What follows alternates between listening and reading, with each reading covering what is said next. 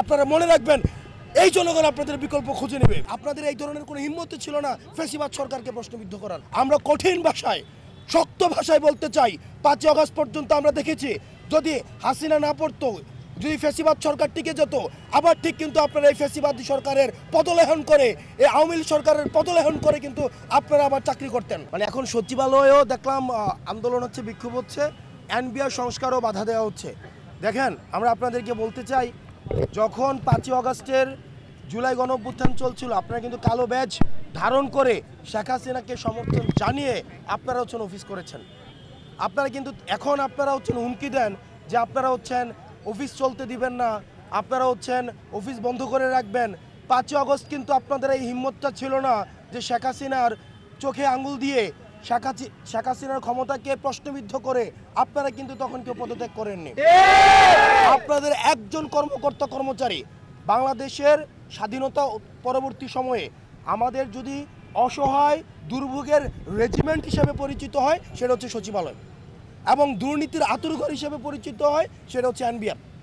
সেজন্য আপনারা আমার বক্তব্যকে যেভাবে ইচ্ছে সেভাবে ইন্টারপ্রেট করতে পারেন। আমরা জনগণের হয়ে, জনগণের মধ্য থেকে আমরা কথা বলি।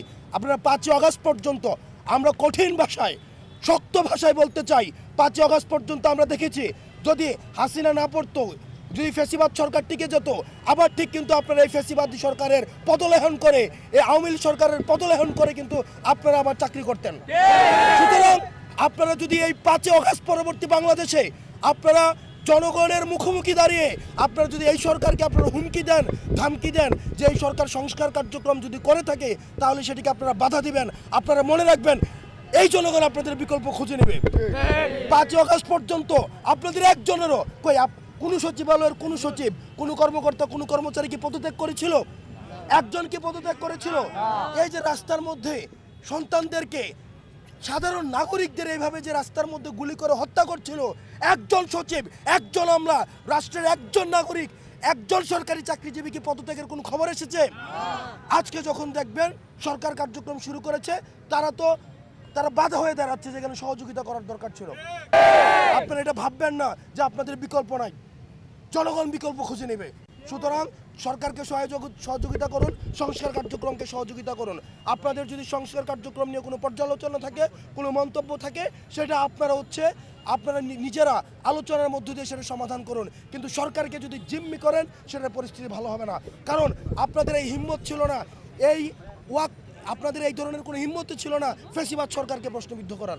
সারা দেশের মানুষ অভ্যুত্থান পরবর্তী সময়ে নতুন রাজনৈতিক পট পরিবর্তনের অপেক্ষায় রয়েছে। তারা তাদের মতামত জানাতে চায়, আমরা কি বলতে চাই সেটা তারা শুনতে চায়।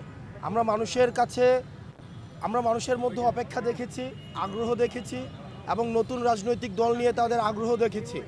এবং যেহেতু ইতিমধ্যে আমাদের দেশের বিদ্যমান যে রাজনৈতিক ব্যবস্থা এবং রাজনৈতিক দলগুলো জনপরিসরের জনমানুষের আকাঙ্ক্ষা পূর্ণাঙ্গ রূপে বাস্তবায়ন করতে সফল হয়নি, সেজন্য আমরা যখন মানুষের কাছে যাচ্ছি, মানুষ আগ্রহ সহকারে প্রশ্ন নিয়ে আমাদের কাছে নতুন যেই সমস্যা নিয়ে কথা বলছে, একই সাথে সাথে সম্ভাবনা নিয়েও কথা বলছে, এবং আমরা ব্যাপক সাড়া পেয়েছি।